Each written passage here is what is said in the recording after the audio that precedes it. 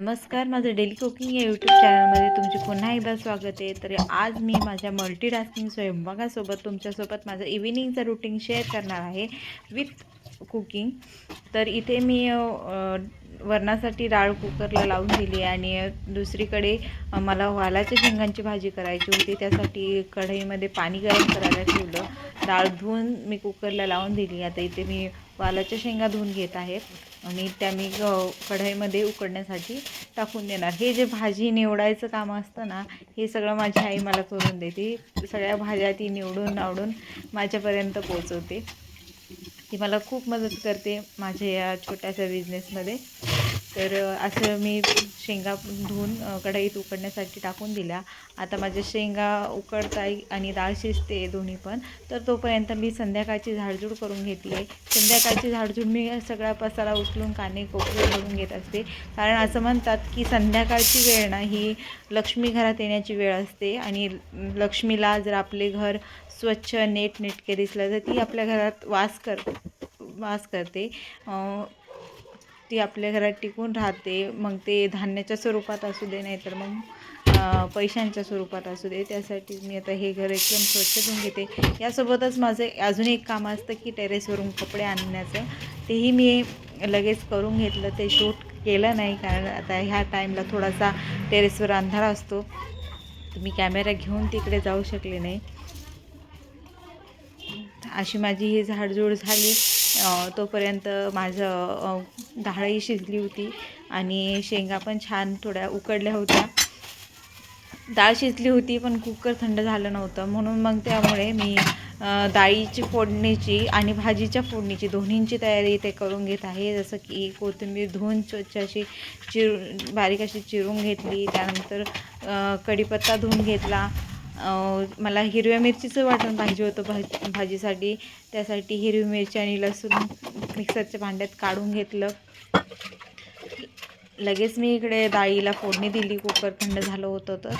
आणि आता डाळीची फोडणी झाली की मी दुसरीकडे भाजीला फोडणी देणार आहे. आता इकडे डाळ मी उकळण्यासाठी ठेवून दिली. आता लगेच मी भाजीच्या फोडणीची तयारी करते. भाजीच्या फोडणीसाठी मी आज हिरव्या मिरचीची वाटण केलं होतं. हिरवी मिरची आणि लसूण मिक्सरला बारीक करून तेलात छान परतून घेतले. आता हे माझं तेलात परत आहे. तोपर्यंत जे शेंगदाणे ना ते मी पाणी घालून बारीक वाटून घेणार आहे. त्यानंतर त्यात शेंगा परतून घेईल थोड्या वेळानं पाणी सोडत. आता बघा, एकीकडं माझी भाजी उकळते, एकीकडे वरण उकळतं आहे. वरण उकळून झालं होतं ते उतरून ठेवलं. लगेच भातासाठी कुकर लावलं. हा जो माझा वरण भात भाजी आहे ना, पूर्ण माझा एका तासात कंप्लीट होऊन जातं. 1 तास लागतो मला कंप्लीट वरण भात आणि भाजीसाठी. आता भातासाठी पाणी ठेवलं. सगळा पसारा आवरून घेतला. त्यानंतर तांदूळ निवडले, धुवून कुकरला लावून दिले. इथे बघा. आणि असं किचन ओट्यावरचा सगळा पसारा उचलून मी तो स्वच्छ करून घेतला. ही मला कायमची सवय आहे की थोडंसं काम झालं की लगेच ओटा स्वच्छ करायचा. आणि आता वरण झालं होतं. इथे मी तांदूळ निवडायला घेतली आहे.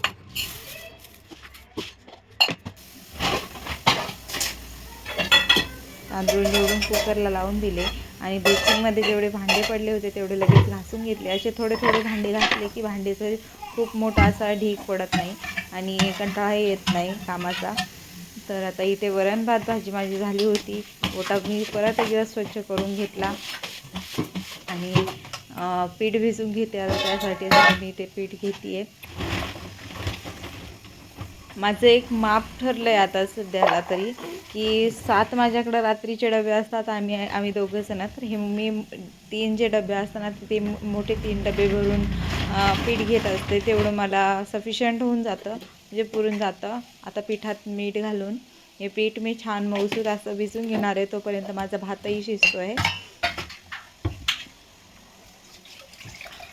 इतकी स्वयंपाकाला लागण्याच्या आधी मी एकदा बाळाला दूध पाजून घेत असते. मग तिचा ठरलेला टाईम आहे की तिला 1.5 घंटे किंवा 2 घंट्याने तिला बरोबर भूक लागते. ती परत दुधासाठी रडते. तर तोपर्यंत माझं वरण भात आणि भाजी होऊन जातं, पीठ भिजवणं पण होऊन जातं. आता पीठ भिजवते आहे. अधूनमधून तिचा थोडा थोडा रडण्याचा आवाज येत होता, पण म्हटलं आता एवढं पीठ भिजून घेऊ मग तिला घेऊ. तर बघा आता इथे माझं पीठ भिजून झालं. माझ्या बाळाचा रडण्याचा आवाजही तुम्हाला येत असेल. आता बाळाकडे जाते, तिला थोडंसं घेते, दूध पाजते, कारण बाळाकडे लक्ष देणं तेवढं महत्त्वाचं आहे.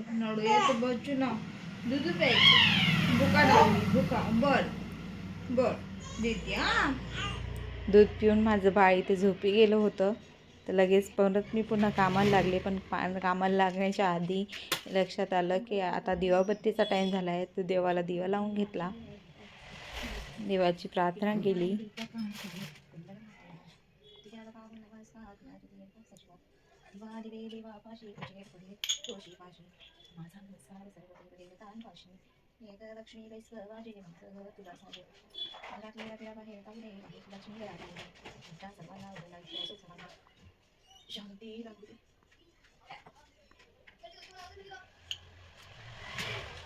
आता हा दिवा मी तुळशीसाठी घेऊन चालली आहे, तुळशीला दिवा लावायला.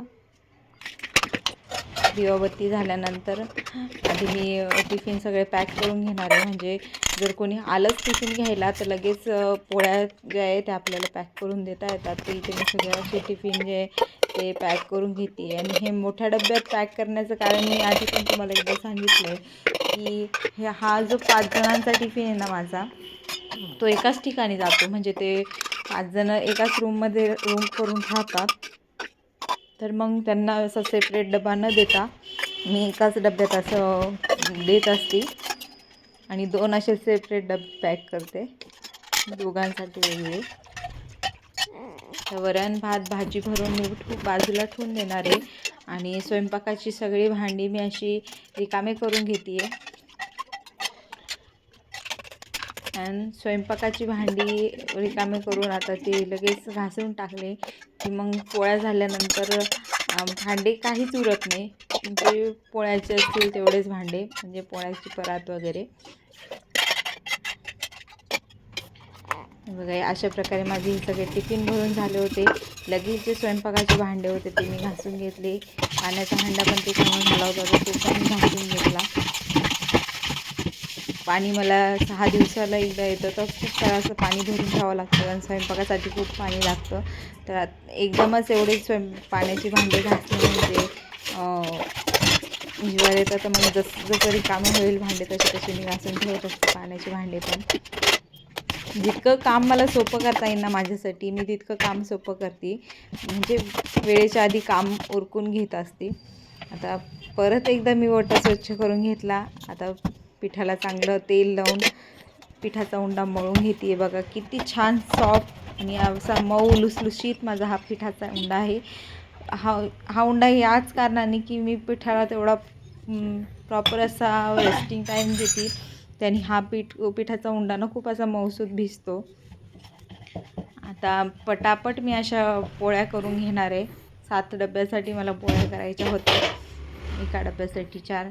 अशा मी पोळ्या करून घेते. अधूनमधून माझ्या बाळाकडे पण एक चक्कर मारून येते, ती उठली की नाही.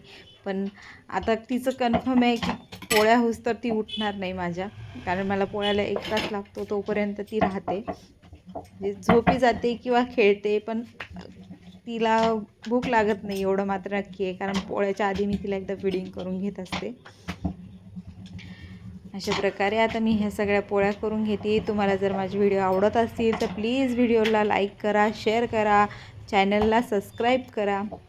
आणि मला कमेंट करून सांगा की तुम्हाला माझे व्हिडिओ नक्की आवडत आहे का, आणि तुम्हाला माझे व्हिडिओ कसे वाटत आहेत, ते मी काय चेंजेस केले पाहिजे. प्लीज मला कमेंट करा.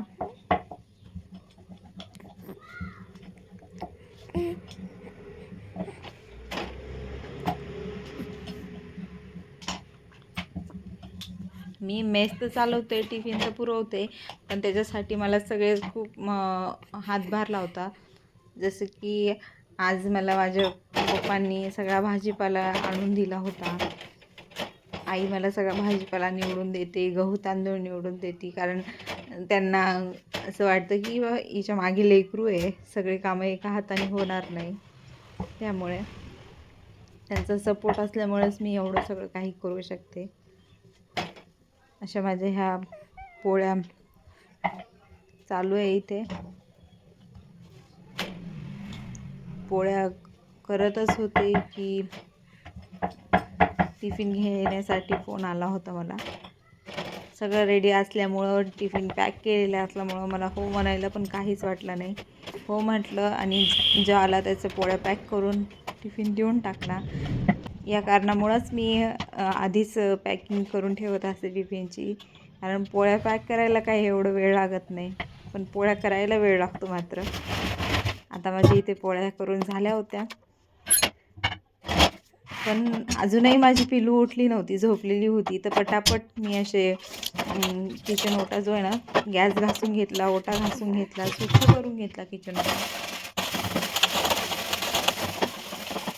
आणि आता माझं काम फक्त माझ्या बाळाकडे लक्ष द्यायचं आहे, कारण तिचे पप्पा येतात 10 वाजता. तोपर्यंत आम्ही मायलेकी खेळणार, बसणार. बघा सगळं माझं आजचं हे स्वयंपाक करून तयार आहे. आणि असा हा माझा स्वच्छ सुंदर किचन ओटा. व्हिडिओ कसा वाटला कमेंट करून सांगा. आणि प्लीज व्हिडिओला लाईक करा, शेअर करा, चॅनलला सबस्क्राईब करा. चला तर मग भेटूया आपण उद्याच्या व्हिडिओमध्ये आणि बघूया उद्याचा दिवस कसा असेल तो. बाय.